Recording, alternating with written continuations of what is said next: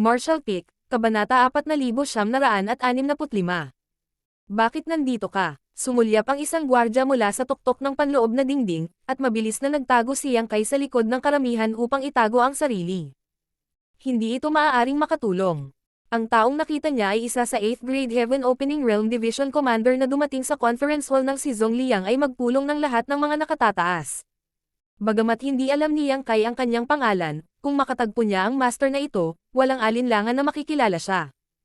Hinding-hindi niya gugustuhing mahuli na palihim na lumabas. Sa isang solemne na ekspresyon, sinabi ng 8th Grade Division Commander. Ilunsad. Bumukas ang kalasag sa kanyang utos, na nagpapahintulot sa barkong pandigma na dahan-daang tumulak. Sa sandali na tumulak sila palabas ng Blue Sky Pass, naging malamig agad ang atmosphere. Si Yang Kai, na nakatayo sa kubyerta, ay sumilip sa itaas at napansin ang isang malaking kawalan. Maraming barkong pandigma ang nagpapabalik-balik at paminsan-minsan, isang malalim na liwanag ang sumabog mula sa kanilang mga daungan ng armas, sumasabog patungo sa Black Ink Clan's army. Mayroong 7th grade at 8th grade Heaven Opening Realm Masters, na may malalim na kultibasyon sa larangan ng digmaan na nakikipaglaban sa Black Ink Clan. Ang mga Black Ink Clouds sa lahat ng laki ay nagkalat sa paligid ng larangan ng digmaan, na bumubuo ng isang bagay na katulad ng isang karagatan ng madilim na kadiliman. Ang larangan ng digmaan ay nagkalat din ng mga basag na Spirit Province. Ang Black Ink Clouds ay binubuo ng Black Ink Strength na nakatakas at namuo pagkatapos ng pagkamatay ng isang Black Ink Clansman. At walang alinlangan, ang mga nabasag na Spirit Province ay mga piraso ng miniature universe na naiwan pagkatapos ng pagkamatay ng High-Grade Heaven Opening Realm Masters. Ang ilan ay maaaring kahit na mga piraso ng miniature universe na isinakripisyo ng mga high-grade master sa labanan. Umalangaw-ngaw ang mga pagsabog at hiyawan ng kamatayan habang kinulayan ng sariwang dugo ang walang laman na pula at itim, at paminsan-minsan, mawawala ang makapangyarihang mga aura ng buhay. Ang larangang ito ng digmaan ay kung saan inilibing ang hindi mabilang na mga miyembro ng Black Ink Clan at human race. Ang bilang ng mga masters mula sa magkabilang panig na namatay dito sa buong digmaan ay hindi alam. Tuloy-tuloy na kumulo ang dugo ni Yang Kai nang makita niya ang tanawin sa harap niya, at nagsimulang tumaas ang nagngangalit na fighting spirit sa kanyang dibdib. Gusto niyang sumugod sa Black Ink Clan Army at lumaban hanggang kamatayan. Ngunit alam din niya ang mga limitasyon ng kanyang kakayahan sa gayong mga larangan ng digmaan, gaano man siya kalakas. Ang dalawang lahi ay magkasalungat sa isa't isa, at ang digmaang ito ay nagsasangkot ng hindi mabilang na buhay. Kahit na ang 8th Grade Division Commanders ay hindi makakaligtas sa pagsingil sa hukbo ng kaaway ng mag-isa, hindi pa banggitin ang isang Yang Kai lamang. Bukod pa rito, mayroon siyang sariling layunin sa pagkakataong ito nang siya ay sumilip. Gusto niyang sumulong sa 7th Grade Heaven Opening Realm. Ang kanyang paglilinang ay hindi gumagalaw sa tuktok ng 6th grade sa loob ng maraming taon na ngayon. Sa ngayon, ang liblib na pag-urong ay tila walang silbi. Isa na lang ang pagpipili ang natitira ngayon, at iyon ay ang maghanap ng pagkakataong masira ang sarili niyang tanikala sa panahon ng buhay at kamatayan. Matagal nang nilayon ni Yang Kai na gawin ito, at ang patuloy na digmaan ay nagbigay sa kanya ng perpektong pagkakataon. Batid niya na imposible para sa mga nangangasiwa sa Blue Sky Pass na hayaan siyang magawa ito, bagaman. Walang mag-aalala kung isa lang siyang tipikal na 6th grade Heaven Opening Realm Master. Ang buhay o pagkamatay ng isang karaniwang 6th grade master ay hindi gaanong nababahala dahil may literal na libu-libong iba pang 6th grade master sa Inner Sanctum. Ang lahat ay nasa isang malupit na labanan sa Black Ink Clan at ang mga may sapat na lakas at magandang kapalaran lamang ang nakaligtas. Gayunpaman, ang katotohanan ay ang mismong pag-iral ni Yang Kai ay napakahalaga sa Blue Sky Pass at, sa pagpapalawig, sa buong human race. Hindi lang siya isa pang 6th grade master. Dinala ni Yang Kai ang Purifying Light kasama niya, at may kakayahang ayusin ang Universe Arrays. Ito ay dahil napagtanto ni Zhong Liang ang kahalagahan ni Yang Kai, kaya hiniling niya kay Feng Ying na bantayan siya. Si Feng Ying ay hindi rin isang ordinaryong 7th grade master. Isa siya sa pinakamalakas sa kanila. Walang alinlangan na sayang ang talento ngayon na mahigpit lamang niyang mapoprotektahan si Yang Kai, ngunit isa pa rin itong mahalaga at mahalagang tungkulin. Gusto pa nga ni Zhong Liang na magtalaga ng 8th grade master para protektahan si Yang Kai, ngunit imposible iyon, kaya isang 7th grade master ang susunod na pinakamahusay na pagpipilian at si Feng Ying ang pinakamagandang opsyon. Ito lamang ang nagpakita kung gaano kahalaga si Zhong Liang kay Yang Kai. Kung sinabi sa kanya ni Yang Kai na gusto niyang pumunta sa larangan ng digmaan at maghanap ng pagkakataong makalusot sa pamamagitan ng paglalagay ng panganib sa kanyang buhay, tiyak na hindi sasang-ayon si Zongliang. Hindi lang siya sasang-ayon, hihilingin pa niya kay Feng Ying na bantayang mabuti si Yang Kai at pigilan itong pumasok sa larangan ng digmaan. Kung napatay si Yang Kai, ang halaga ng human race ay masyadong mataas. Pagkatapos ng lahat, siya ay isang 6th grade junior, ibig sabihin, ang kanyang lakas ay hindi masyadong mataas. Hindi mabilang na 6th grade masters ang namatay sa larangan ng digmaan na ito dahil ang isang maliit na pagkakamali ay maaaring mamatay. Dahil dito, inilihim ni Yang Kai ang kanyang pagnanais na sumali sa labanan sa simula pa lang, at maging si Feng Ying, na 6 na buwan ng kasama niya, ay hindi nakapansin ng anumang ganoong palatandaan. Pagkatapos ng napakatagal na paghihintay, sa wakas ay nakahanap si Yang Kai ng magandang pagkakataon. Kung siya ay magtagumpay, siya ay magiging isang 7th grade master, kung hindi, kailangan niyang maglinang ng matyaga sa hinaharap at maghintay na lamang ng isang pagkakataong makapasok. Gayunpaman, bago umalis, naghintay pa rin si Yang Kai hanggang sa may hatid ang 4 na Purifying Black Ink battleships, upang kahit na magkaroon ng mali sa labanan, ang Purifying Black Ink battleship sa Blue Sky Pass side ay maaaring tumagal ng ilang sandali, sapat na upang suportahan ang lahat. Hanggang sa matapos ang kasalukuyang labanan kahit papaano. Kung nasa 3,000 worlds pa siya, maaaring hindi ganito kabalisa si Yang Kai. Ngunit ito ang Black Ink battlefield. Kung mas malakas siya, mas mataas ang kanyang pagkakataon na mabuhay. Ang 6th grade ay masyadong mahina, habang ang 7th grade Heaven Opening Realm ay halos hindi sapat, kaya kailangan niya itong subukan. Umalis si Yang Kai nang hindi nag-iwan ng kahit isang space beacon para sa kanyang sarili upang maiwasan ang kanyang sarili na magkaroon ng ruta ng pagtakas, kaya nadagdagan ang pressure na kanyang naramdaman. Ginawa niya ang lahat ng ito para lamang mapabuti ang mga pagkakataong makagawa siya ng pambihirang tagumpay sa buhay o kamatayan. Ang Western Army Right Wing 4th Division Mountain Battalion ay isang unit sa ilalim ng utos ni Zongliang. Ang bawat army ay may kabuuang lakas na humigit kumulang 8,000 tropa na may kabuuang 15 dibisyon, bawat isa ay may 8 o higit pang batalyon. Ang Eastern Army ay kasalukuyang nakikibahagi sa pinakamabangis na labanan, habang ang Western Army ay medyo mas mahusay. Ang Black Ink Clan Army ay madalas na umatake sa kanluran, ngunit natatuboy sa bawat pagkakataon. Marami na silang iniwan na bangkay pagkatapos ng mga labanang iyon, ngunit maliwanag na hindi sila nag-aalala tungkol sa kanila. Alam ni Yang Kai, na gumugol ng 2 taon na naninirahan sa hinterland ng Black Ink Clan, na ang Black Ink Nests ang nagsilbing pundasyon ng Black Ink Clan. Magpapatuloy ang Black Ink Clan hanggat nananatiling nakatayo ang Black Ink Nests.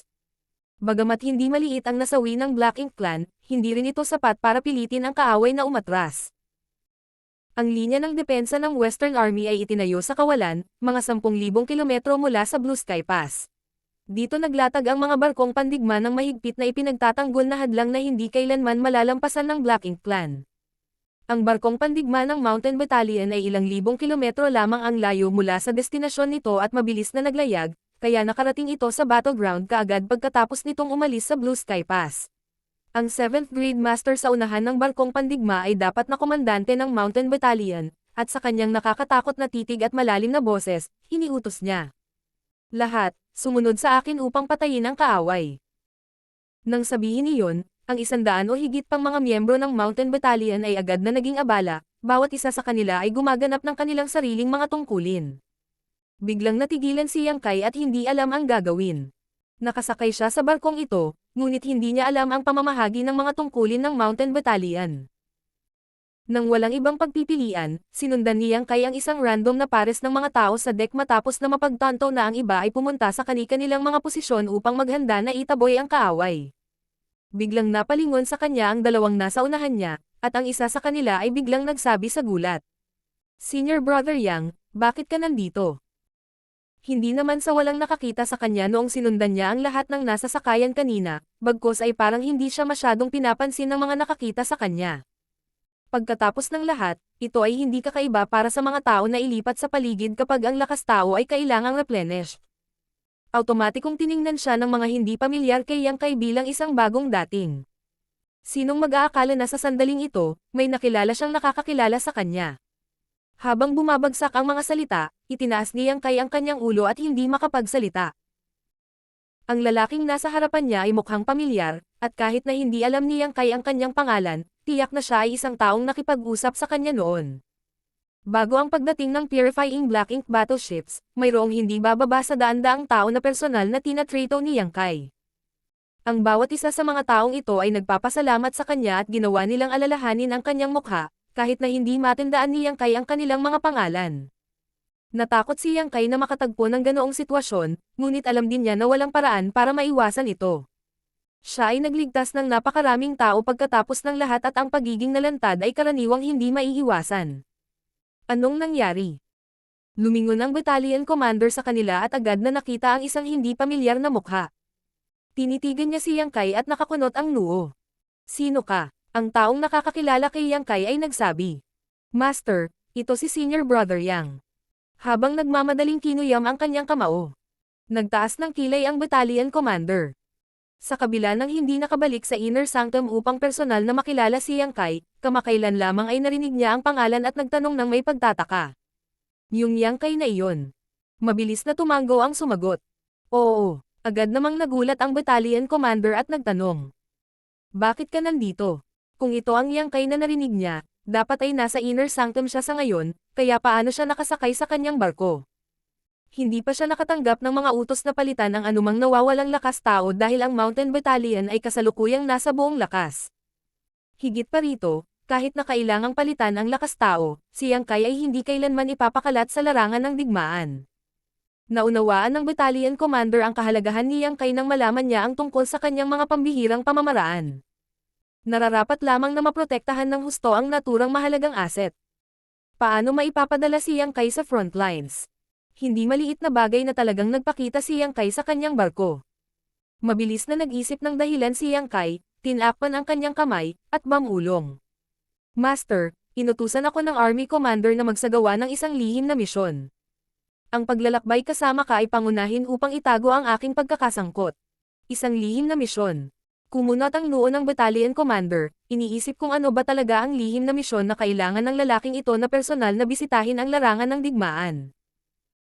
Narinig din niya na, upang matiyak ang kaligtasan ng lalaking ito, ipinagkatiwala ni Army Commander Zhong si Feng Ying na manatili sa kanyang tabi sa lahat ng oras. Gayunpaman, pagkatapos suriin ang kanyang paligid, wala siyang makitang palatandaan ng Feng Ying. Hindi tanga ang battalion commander, kaya halata sa kanya na may mali sa bagay na ito. Gayunpaman, ngayong dumating na ang kanyang barko sa larangan ng digmaan, at ang frontline ay nangangailangan ng agarang suporta, hindi na lang siya makatalikod dahil sa maliit na pagdududa. Nang hindi na nagtanong pa, bahagyang tumango ang battalion commander at sinabing, kung ganoon nga, magagawa mo ang kailangan mo. Maraming salamat, Master. Kinuyam ni Yang Kai ang kanyang kamao na nagpapasalamat sa kanya, inikat ang kanyang ulo, at nagsalita ng ilang salita sa dalawang lalaking unang nakapansin sa kanya. Nang makita ito ng battalion commander, bahagyang iniling niya ang kanyang ulo at inutusan ang isa pang 7th grade master sa ilalim ng kanyang utos sa mahigpit na boses. Bumalik ka at tanungin ang army commander kung ano ang nangyayari dito. Naramdaman niyang may mali, at dahil may kinalaman si Yang Kai sa isyo, kailangan niyang ipaalam kay Zhong Liang at humingi ng mga tagubilin.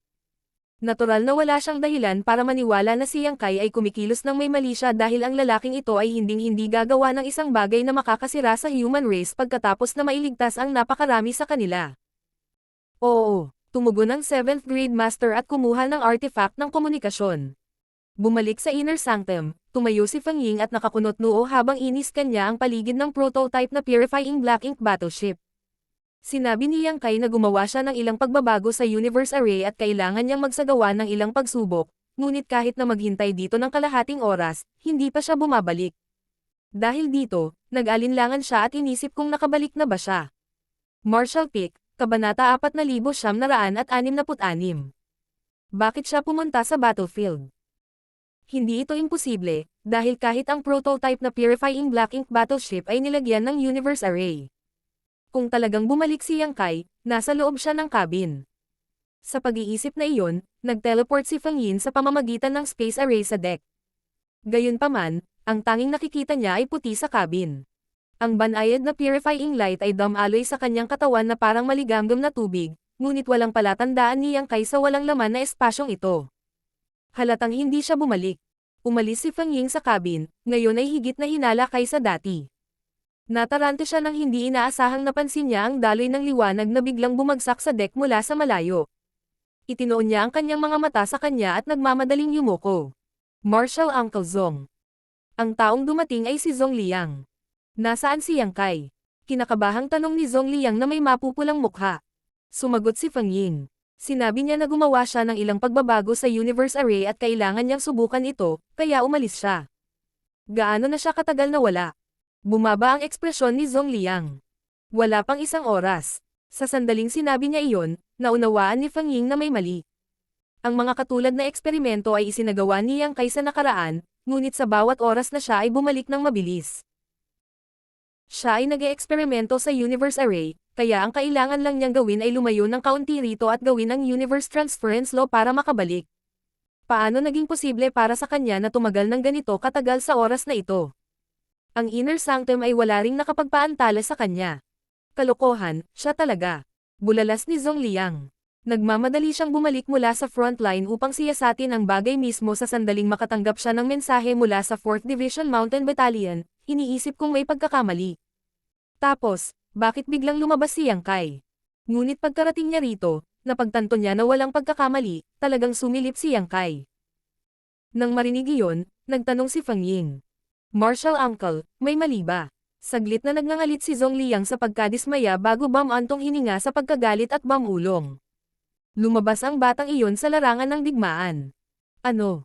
Nagulat si Feng Ying nang marinig niya ang kanyang mga salita. Bakit siya pupunta sa larangan ng digmaan? Paano ko malalaman? Tumingin si Zong Liang sa main gate, nag-aalala. Sana hindi pa tayo huli. Matapos matanggap ang tawag mula sa 4th Division Mountain Battalion, sumugod si Zong Liang sa Inner Sanctum upang imbestigahan ang bagay habang inutusan din ang Mountain Battalion na bumalik.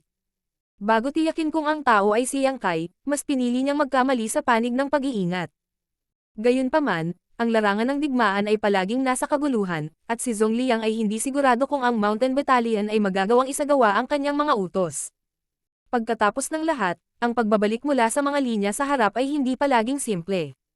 Kung napapalibutan sila ng Black Ink Clan Army, kailangan nilang patayin ang kanilang daan palabas. Nakatulala si Feng Ying. Si Yang Kai ay talagang pumasok sa larangan ng digmaan. Anong balak gawin ng brat na ito?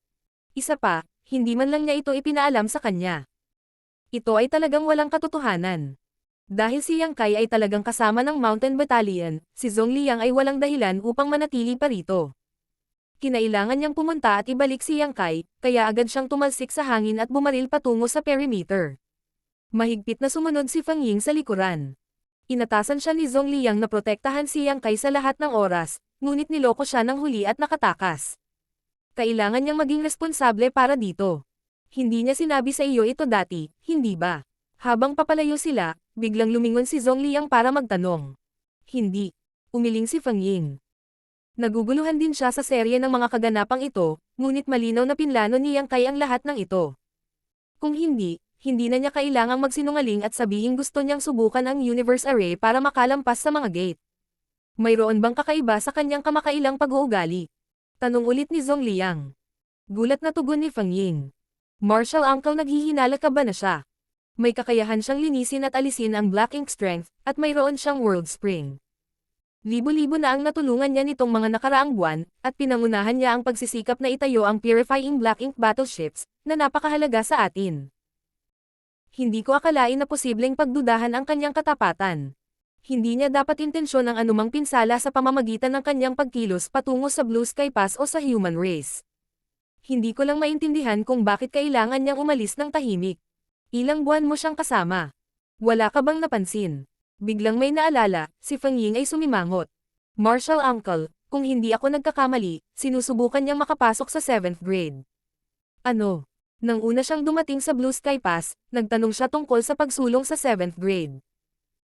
Nang maglaon, pagkatapos magamot ang ilang 7th grade masters, tatanungin niya sila tungkol sa kanilang mga karanasan sa tagumpay. Tinanong ko kung naghahanda na ba siya para sa sarili niyang pambihirang tagumpay at tahasan niyang inamin na naabot na niya ang rurok ng 6th grade at naghahanap lang ng pagkakataon na maabot ang 7th grade. Alam mo rin na ang pagsulong sa 7th grade ay iba para sa lahat. May ilan na umaatres para magtanim sa mga pag-iisa, may ilan na naipon sa mahabang panahon at basta na lang natural na lumusot, at pagkatapos ay may mga lumusot sa mga krisis sa buhay o kamatayan sa labanan. Sinabi ni Yang Kai na sinubukan niyang pumasok sa retreat, ngunit nabigo. Sinabi rin niya na ang langit lamang ang makakaalam kung kailan siya magtatagumpay gamit ang paraan ng pagtitipon. Dahil ang dalawang pamamaraan na ito ay walang silbi sa kanya, natatakot ako na gusto niyang subukang gamitin ang huli upang makagawa ng isang pambihirang tagumpay. Kung hindi, hindi na niya kailangang pumunta sa larangan ng digmaan sa sandaling tulad nito. Nang marinig ni Zhongliang ang mga salita, namula ang kanyang mukha. Tiyak na iyon. Kung tutusin sa mga kinikilos niya, malamang matagal na itong ideya ng brat na iyon. Naunawaan din niya na ang Blue Sky Pass ay naglagay ng napakataas na halaga sa kanyang sariling pag-iral. Sa makatuwid, kinailangan niyang lumabas dahil alam niyang hinding-hindi siya papayagang pumunta sa larangan ng digmaan. Pagkatapos magsumikap na bumuo ng Purifying Black Ink battleships at mag-iwan ng sapat na Purifying Light para suportahan ang 4 na army para sa digmaang ito, malinaw na nagpa siya si Yang Kai na pagkakataon na niya na lumabas at maghanap ng labanan. Nang simulan niyang maunawaan ito, biglang may naisip si Zhongliang at napabuntong hininga. Nako! Anong problema, Martial Uncle? Malamang handa sa pag-iisip ang brat na iyon para hindi na bumalik. Kung hindi, hindi na niya kailangang iwanan ang napakaraming Purifying Light. Siya ay nagpasya na magtagumpay o mamatay sa pagsisikap at putulin ang lahat ng mga responsibilidad upang matiyak na hindi siya mag-alinlangan. Sumagot si Zhongliang na may mapupulang ekspresyon. Tumibok ang puso ni Feng Ying. Kung ito ang kaso, tiyak na mapaparusahan siya dahil sa hindi pagtupad sa kanyang mga tungkulin, dahil hindi man lang niya napansin ang mga palatandaan sa kabila ng mahabang panahon na kasama niya si Yang Kai. Biglang itinigil ni Zhongliang ang kanilang pag-uusap at naglabas ng communication artifact. Pagkatapos ng mabilis na pagpapalitan ng ilang mensahe, nagmura siya. Ang munting bastos na iyon. Lumingon sa kanya si Feng Ying. Ipinanganga ni Zhongliang ang kanyang mga ngipin at sinabi. Masyadong madulas ang batang iyon. Tiyak na napagtanto niya na naghihinala sa kanya ang Mountain Battalion, kaya talagang nakatakas siya sa kanilang barkong pandigma bago pa ito maka-atres. Kasalukuyang hindi rin siya mahanap ng Mountain Battalion. Biglang namutla ang mukha ni Feng Ying. Si Yang Kai ay isa lamang 6th grade cultivator, ngunit siya ay nag-iisa sa larangan ng digmaan. Siguradong malalagay siya sa matinding panganib kung hindi siya makakatanggap ng suporta sa lalong madaling panahon. Papaputiin ko ang balat ng batang iyon kapag kinaladkad ko siya pabalik. Galit na umungal si Zhongliang. Alam ni Yang Kai na siya ay mahalaga sa human race sa kabuuan, ngunit siya ay naglakas loob na kumuha ng ganoong panganib.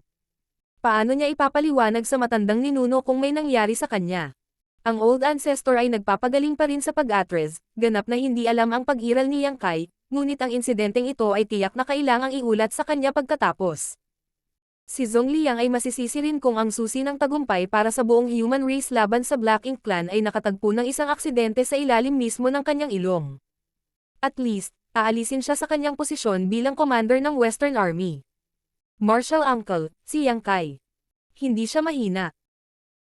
Dahil nakipagtulungan kay Yang Kai upang labanan ang kanilang daan pabalik mula sa sakop ng Black Ink Clan, alam ni Feng Ying na ang lakas ni Yang Kai ay higit pa sa karaniwang 6th grade master, at maaari pa niyang tanggapin ang kanyang anyo ng Great Dragon, na naglagay sa kanya na parang isang 7th grade master.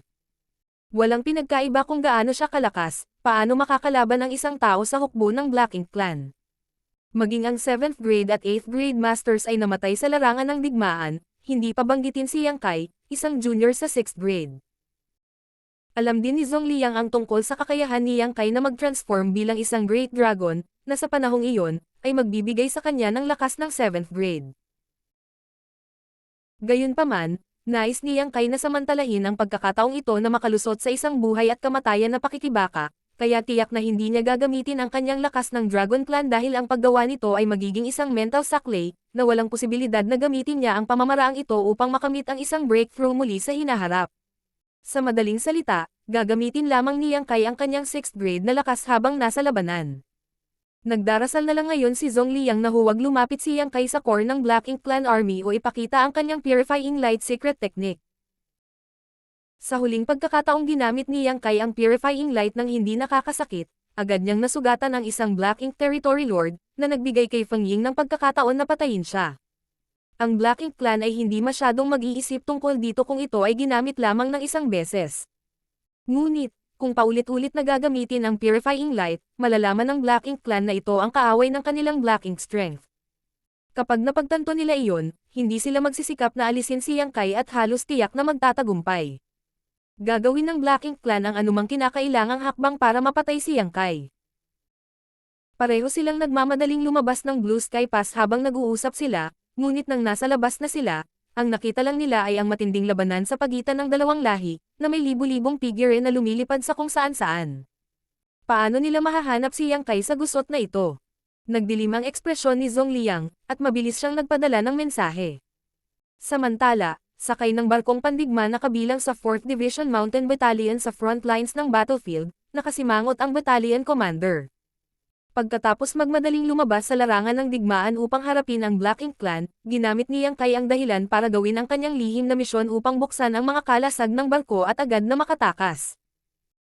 Natural na nagulat, ang Mountain Battalion ay nagmamadaling isinara ang kalasag upang pigilan ang anumang Black Ink strength sa larangan ng digmaan na pumasok.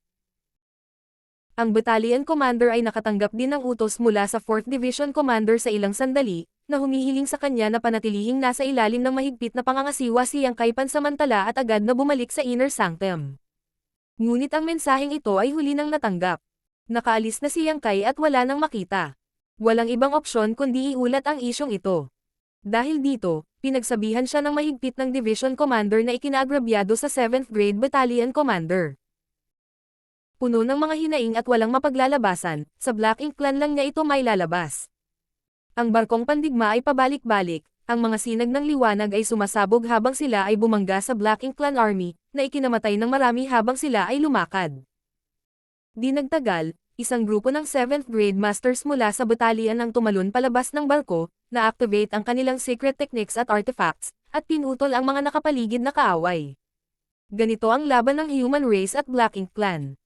Ang 7th Grade Masters ay malayang pumasok sa larangan ng digmaan sa kanilang sariling pagpapasya, habang ang mga nasa ilalim ng 7th grade ay kailangang umasa sa lakas ng kanilang mga barkong pandigma. Parehong battalion at squad ay nagtrabaho sa ganitong paraan upang atakehin at ipagtanggol sa larangan ng digmaan. Ibig sabihin, sa ibang lugar sa larangan ng digmaan, walang ingat na ginamit ni Yang Kai ang kanyang Asher Dragon Spear, pinapatay ang Black Ink Clansmen saan man siya pumunta. Ang isang dahilan kung bakit siya kasalukuyang hindi magagapi laban sa kanyang kalaban ay dahil sa kanyang sariling lakas, ngunit ang mas mahalagang punto ay ang lakas ng mga nasa Black Ink Clan Army ay talagang magkakaiba, na maraming mga Black Ink Clansmen ay masyadong mahina para kay Yang Kai. Magkaroon ng anumang problema sa hindi ito katulad ng Cave Heavens and Paradises, na nagpadala lamang ng 6th Grade Masters o mas mataas sa Black Ink battlefield.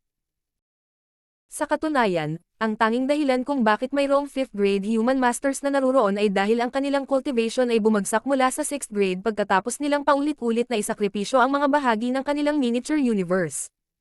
Marshall Peak, Kabanata 4967.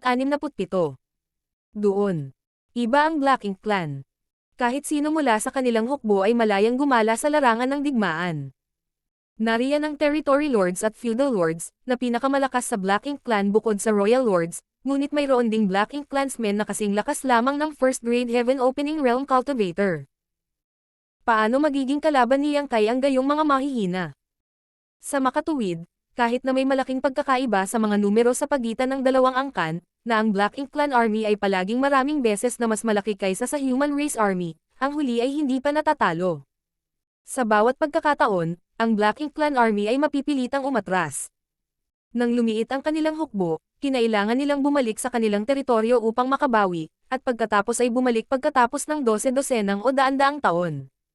Kaya, paulit-ulit ang cycle.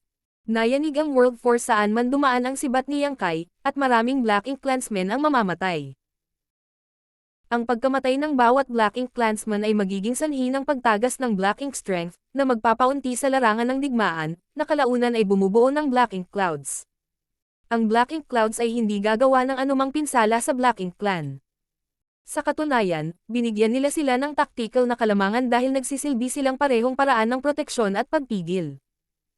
Bago dumating si Yang Kai sa Blue Sky Pass, karaniwang iniiwasan ng Human Masters ang Black Ink Clouds sa larangan ng digmaan, para maiwasang maambush at maiwasang mapinsala ng Black Ink Strength. Ang ganitong uri ng pananambang ay madalas na nangyari sa larangan ng digmaan, dahil ang Black Ink Clan ay madalas na umaatake sa mga dumaraan na tao habang nakasilong sa Black Ink Clouds. Gayunpaman, matapos ang pagdating ni Yang Kai at ang kanyang Purifying Light Secret Technique ay naging kilala, ang Human Masters ay naging walang pakialam sa Black Ink Clouds. Kapag ang isang Black Ink Clansman ay nasugatan sa nakaraan, maghahanap siya ng paraan upang tumakas sa malapit na Black Ink Clouds upang mabuhay dahil walang sinumang tao ang magkakaroon ng katapangan na sundan siya. Ngunit nagbago ang mga bagay ngayon. Kahit na sila ay nagtago sa loob ng Black Ink Clouds, ang Human Race Masters ay hahabulin at aatake pa rin, nahuhuli sa maraming Black Ink Clansmen na hindi nakabantay at madaragdagan ang bilang ng kanilang mga pagkatalo. Nalito din ang Black Ink Clan sa biglaang pagbabagong ito at hindi maintindihan kung bakit biglang naging agresibo ang humans from Blue Sky Pass. Habang lumalaban si Yang Kai, inaatake ang lahat ng kaaway na nakatagpo niya, nakita niya ang isang grupo ng Human Masters na nakikipaglaban sa malapit. Ang mga Masters na ito ay nasa 7th grade, dahil tanging ang mga Masters lamang ang epektibong gumaganap ng isang papel ng walang proteksyon ng isang barkong pandigma. Nakarating siya kaagad dito pagkatapos magmadaling lumabas sa barkong pandigma ng Mountain Battalion at hindi gaanong nakatanggap ng pansin mula sa mga kalapit na 7th grade masters na ito dahil lahat sila ay nakikibahagi sa labanan at hindi siya makapag-isip ng labis sa sandaling ito. Kung ang isa ay pabaya sa lugar na ito, maaari silang mamatay, kaya sino ang hindi magtutuon ng kanilang atensyon sa mga kaaway na nasa harapan nila. Gayunpaman, hindi nagtagal ay napansin ng 7th grade masters sa lugar si Yang Kai. Gayunpaman, hindi ito maiiwasan, dahil malinaw sa aura ni Yang Kai na siya lang ang 6th grade. Hindi dahil ang 6th grade Heaven Opening Realm Masters ay hindi lilito sa larangan ng digmaan, ngunit sa karamihan ng mga kaso kapag nangyari ito ay nagpapahiwatig na ang isang barkong pandigma ay nawasak, na naglantad sa 6th grade at 5th grade Masters Opening na sumilong sa loob. Kaya, matapos mapagtanto ang cultivation ni Yang Kai, ipinalagay ng 7th grade masters na kabilang siya sa senaryo na iyon at nagsimulang kumilos upang protektahan siya. Gayunpaman, ang 7th grade masters ay medyo nabigla nang masaksihan nila ang lakas ng mga tulak ng sibat ni Yang Kai.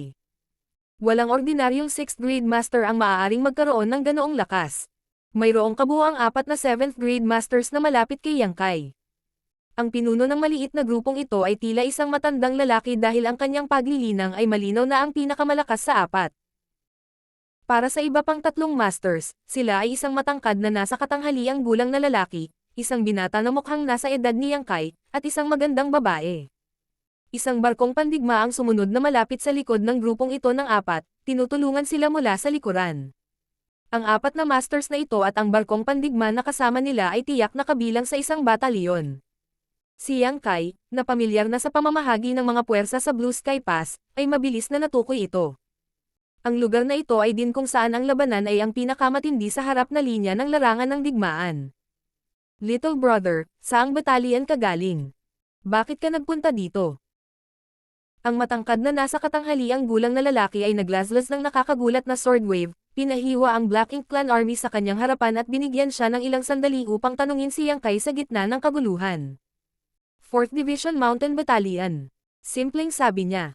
Sa teknikal na paraan, hindi siya nagsisinungaling dahil lumabas nga siya sa Blue Sky Pass kasama ang 4th Division Mountain Battalion. Bumantong hininga ang nasa katanghaliang gulang na lalaki, hindi namamalayang naniniwala na ang barkong pandigma ng 4th Division Mountain Battalion ay nawasak. Dahil dito, ang batang nasa harapan niya ay napilitang mag-isa sa larangan ng digmaan, kaya sinabi niya. Bumalik ka sa sakay. Hindi ka qualified na lumabas dito.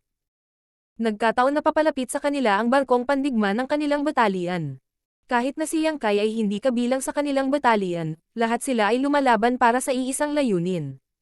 Sa makatuwid, ang pagkuha sa kanya sakay ng kanilang barko ay hindi isang isyo. Lumingon si Yang Kai upang tingnan ang lalaking ito, itinaas ang kanyang sibat, at sinimulang palamigan ang isang nakakapasong kapangyarihan na pumuno sa nakapalibot na kawalan.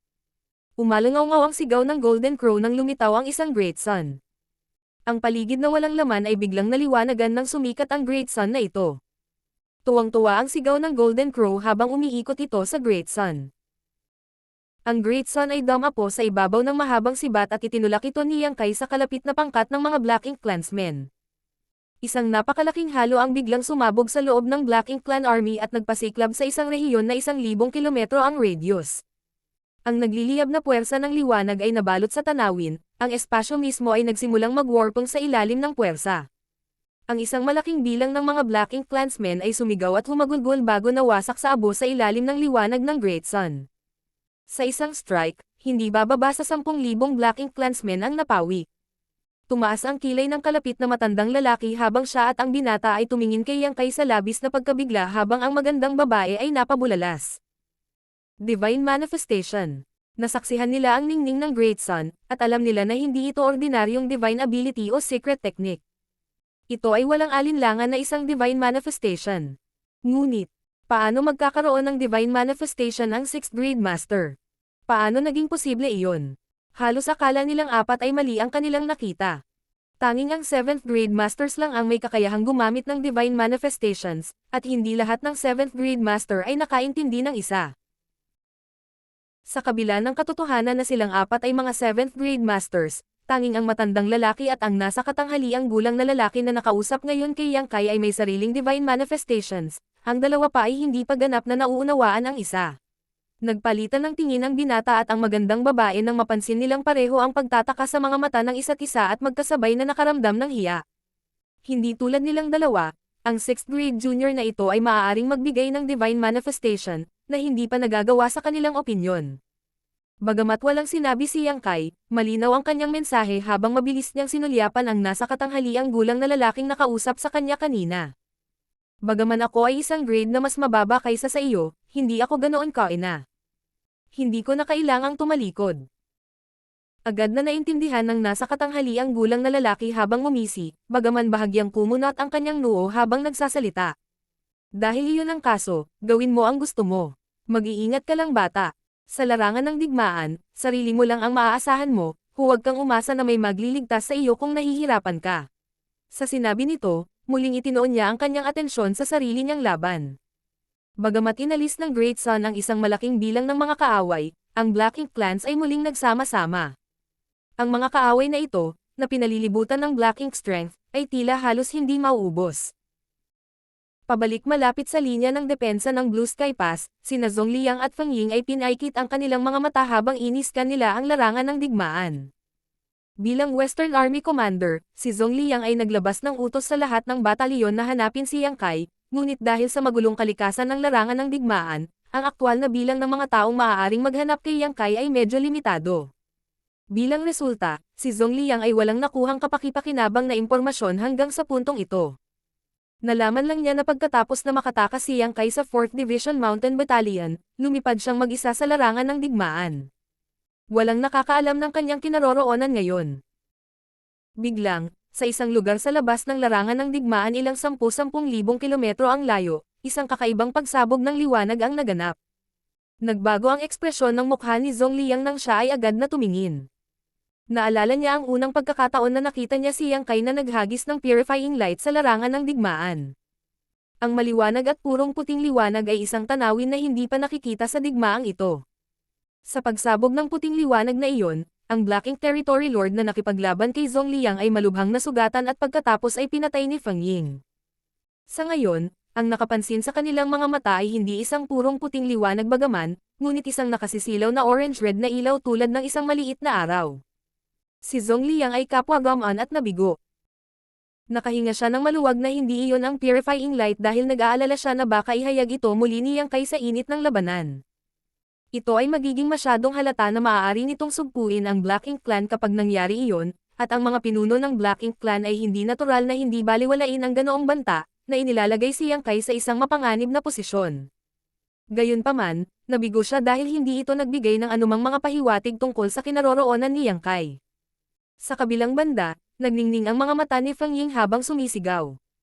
Martial Uncle, doon. Itinuro niya kung saan pumutok ang maliit na araw. Ginawa iyon ni Yang Kai. Kumunat ang noo ni Zhong Liang. Ang Golden Zero Casting Sun. Iyan ang kanyang divine manifestation. Sabi ni Feng Ying, tumango. Divine manifestation. Mayroon siyang divine manifestation. Bagaman hindi ka panipaniwala, ginagawa niya. Nakita ko siyang gumamit nito minsan habang pabalik kami rito. Pagkumpirma ni Feng Ying. Dahil sa kaganapang ito, nahanap ni Feng Ying si Yang Kai, na ginawa itong isang stroke ng swerte sa magulong larangang ito. Nakanganga si Zhong Liang, hindi sigurado kung ano ang sasabihin. Ang 6th grade Heaven Opening Realm Master ay nagtataglay ng divine manifestation. Ito ay isang bagay na hindi kailanman narinig o nakita bago.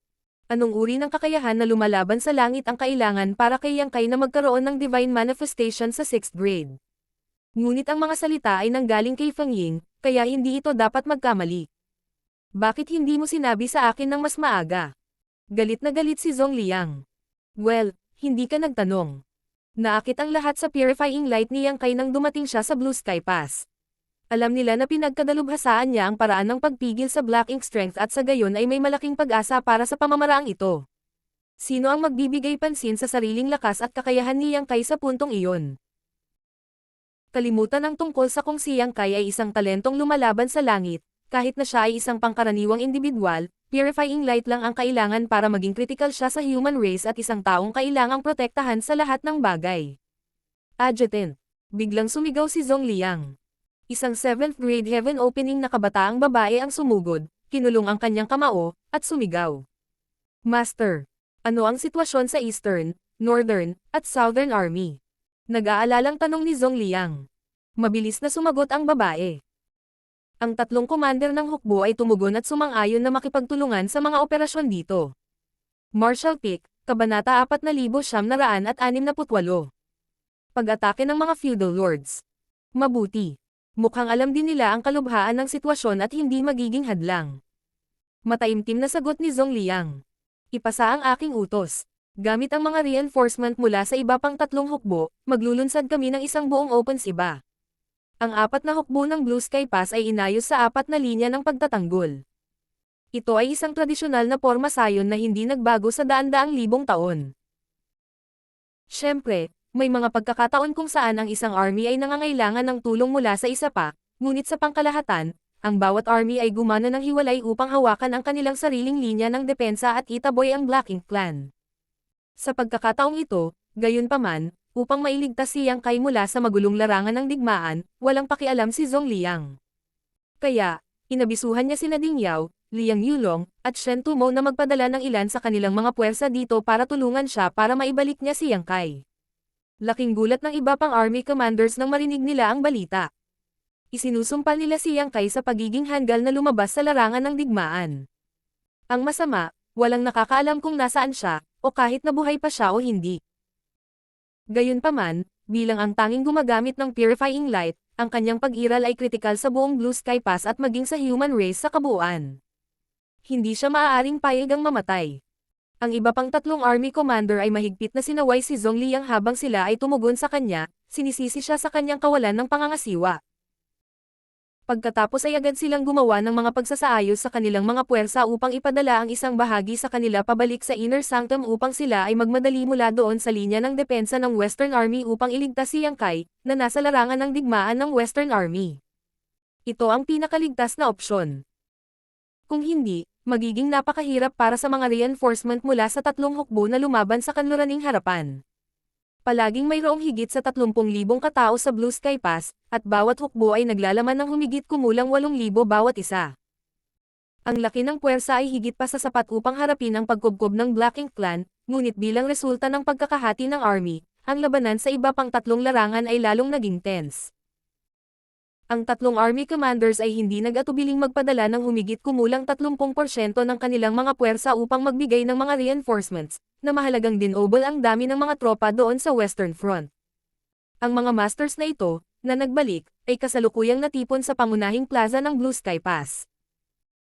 Ang misyon ay hindi alam sa kanila, ngunit ang bawat division commander ay binigyan na ng mga tagubilin. Gawin ang anumang kinakailangan upang mahanap si Yang Kai sa larangan ng digmaan at tiyaking maibabalik siya ng ligtas. Samantala, ang Eastern, Southern, at Northern Army ay sumuko lahat sa kanilang mga pakinabang sa larangan ng digmaan at bumalik sa lugar sa paligid ng Blue Sky Pass. Sa pamamagitan ng pagliit ng kanilang panlabas na perimeter, tiniyak nila na kahit na may kaunting puwersa, maaari nilang hawakan ang linya, lalo na sa tulong ng sariling mga sandata ng Blue Sky Pass. Gayunpaman, ang misyon na ito ay kailangang makumplito ng mabilis upang maiwasan ang anumang aksidenteng maganap. Nakita ng Black Ink Clan ang nangyari, at ang mga territory lords na namamahala sa Black Ink Clan Army ay natarante dito. Wala silang ideya kung bakit ang puwersa ng tao ay biglang nabawasan ng labis. Gayunpaman, sa pagkakataong ito, walang alinlangang susulitin nila ito. Sa ilang sandali, ang Blue Sky Pass ay mahigpit na napapalibutan sa tatlong harapan. Tungkol naman sa Western Army, si Zhong Liang, na natiyak na kung nasaan si Yang Kai, ay agad na pinatay ang kanyang paraan palabas ng inner sanctum, na itinuro si Feng Ying sa direksyon na iyon. Ngunit, sa sandaling lumitaw si Zhong Liang, sinalubong siya ng isang Black Ink Clansman na may malakas na aura. Ang matangkad at kahanga-hangang figure ay halatang isang territory lord na may napakalaking Black Ink strength. Dahil nakita ni Zhong Liang ang senaryo na ito, humiram siya ng mga lalaki mula sa iba pang tatlong army. Ang kabagsikan at pagpigil ng 8th grade masters ay namumukod tangi sa larangan ng digmaan, kaya't ang territory lords ay malinaw na hindi mananahimak sa sandaling lumitaw ang isang master. Ang mga may mahinang paglilinang ay walang paraan upang makialam sa isang labanan sa pagitan ng gayong mga powerhouse. Katulad nito, ang 8th grade master sa pangkat ng mga tao ay gagawin din ang parehong kapag ang isang territory lord ay ipinadala ng Black Ink Clan. Ang dalawang partido ay mahalagang dumating sa isang hindi sinasabing kasunduan tungkol sa mga bagay na iyon pagkatapos ng pakikipaglaban sa mahabang panahon. Pumunta ka. Inutusan ni Zhong Liang si Feng Ying habang nakatingin siya sa battlefield at nakatitig sa territory lord na papunta sa direksyon niya. Tumango si Feng Ying. Bagamat nakapatay na siya ng isang territory lord minsan, iyon ay dahil lamang sa territory lord na iyon ay malubhang napagod at nasugatan, at higit na nasugatan ng purifying light ni Yang Kai. Kung talagang nakatagpo siya ng isang territory lord mismo, tiyak na hindi siya ang magiging kalaban nito. Higit pa rito, mayroon siyang mas mahalagang gawin, na ibalik si Yang Kai ng ligtas. Mag-ingat ka, Martial Uncle. Hawak ang isang matalas na espada, si Feng Ying ay sumugod sa labanan. Mula sa kanyang likuran ay dumating ang isang malakas na sagupaan ng kapangyarihan habang si Zhong Liang ay nakipag-ugnayan sa territory lord sa isang lugar sa kawalan. Sa sandaling magsagupaan ang dalawang masters, isang radius na ilang libong kilometro sa kanilang paligid ang inilikas dahil walang magkabilang panig ang nangahas na lumapit sa kanila. Ito ay isang larangan ng digmaan para lamang sa kanilang dalawa. Ang mga barkong pandigma at masters ay lumundag patungo sa mga linya ng Black Ink Clan habang ang isang dosenang 8th grade masters ay sumugod din mula sa likod ng umaalon na Western Army. Lalong naging agresibo ang humans, na nabighani sa Black Ink Clan. Sa loob ng maraming buwan ngayon, ang humans ay ganap na nasa depensiba at hindi kailanman naglunsad ng mga kontra-atake maliban kung mayroon silang mapagpasyang kalamangan. Gayunpaman, tiyak na hindi ito ang sitwasyon ngayon, kaya medyo nalilito ang Black Ink Clan tungkol sa pag-iisip ng Human Master. Mabilis pa ring tumugon ang Black Ink Clan nang mapansin nila ang ilang division commander na ipinadala laban sa kanila. Sunod-sunod na lumitaw ang mga territory lord mula sa likuran ng Black Ink Clan upang salubungin ang kalaban. Ang mga mata mula sa dalawang panig ng mga great expert ay nagsalubong sa kawalan, na nagpakawala ng walang katapusang hangarin na pumatay. Ilang saglit lang, nagkasagupaan ang 8th grade division commanders at ang territory lords. Ang mga divine abilities at secret technique ay namumulaklak, at ang universo ay nanginig habang ang mga figure ay nag-transform sa mga daloy ng liwanag at sumisikat patungo sa isa't isa. Gayunpaman, ang panig ng tao ay walang alinlangan na dehado dahil sa kawalan ng balanse sa mga bilang, kung saan ang ilang division commander ay kailangang makipag-ugnayan sa dalawang territory lords ng sabay-sabay. Nakaranas ng katulad na sitwasyon si Zhong Liang. Siya ay mabilis na sinalubong ng isang territory lord sa sandaling siya ay tumuntong sa larangan ng digmaan, ngunit hindi nagtagal ay lumitaw ang isa pang territory lord at sumali sa labanan. Ang panig ng tao ay palaging may disadvantage pagdating sa mga numero laban sa Black Ink Clan, kaya lahat ng 8th grade masters ay nakaranas na makipaglaban sa dalawang kaaway ng sabay-sabay. Sa kailaliman ng larangan ng digmaan, tahimik na pinatay ni Yang Kai ang mga kaaway sa paligid niya. Dumating siya upang umaban sa 7th grade Heaven Opening Realm, at sa kadahilan ng ito, sinadya niyang gumawa ng dahilan para linlangin si Feng Ying at ginamit ang iba para lumabas ng Blue Sky Pass. Gayunpaman, nang siya ay dumating sa larangan ng digmaan at naging ganap na nalubog sa labanan, wala siyang oras upang pag-isipan ang kanyang tagumpay. Ang tanging magagawa niya ay tumutok at ibigay ang lahat sa laban.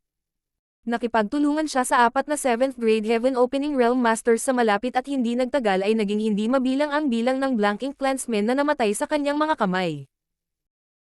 Sa una, ang matanda ay nag-aalala na si Yang Kai ay hindi makasabay sa kanilang bilis at intensity, ngunit sa paglipas ng panahon, nakakagulat na natagpuan niya na kahit na si Yang Kai ay isang 6th grade master lamang, ang kanyang headcount ay hindi mas mababa kaysa sa kanila.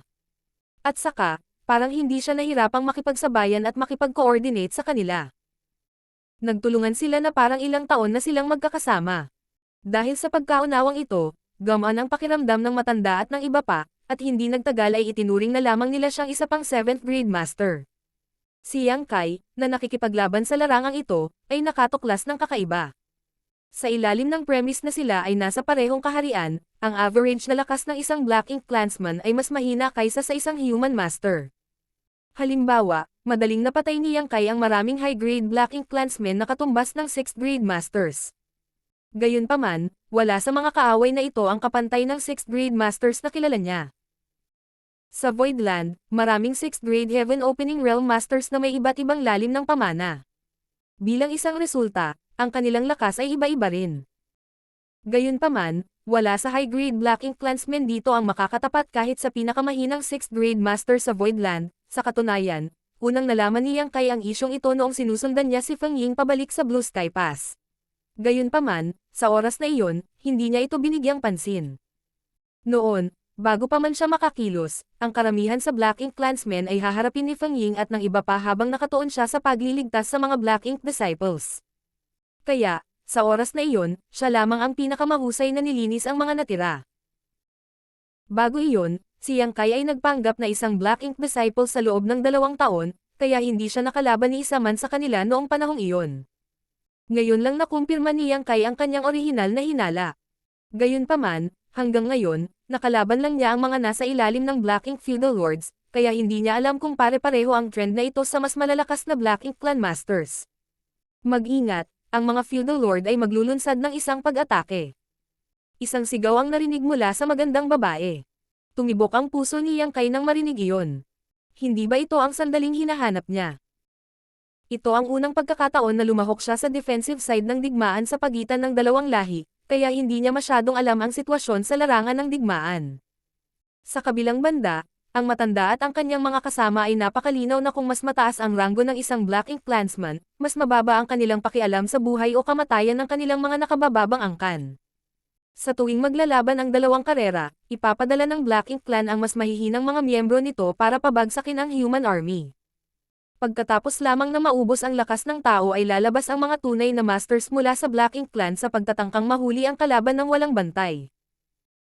Ang matanda at ang iba pa ay halos 2 oras na nag-aaway, ngunit wala pa silang nakatagpo ni isang feudal lord sa panahong ito. Malinaw kung ano ang ginagawa ng kalaban.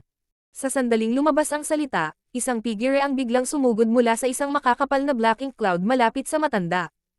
Kumunat ang noo ng matanda bago iniabot ang kamay at dirdiretsong umahan patungo sa paparating na kalaban.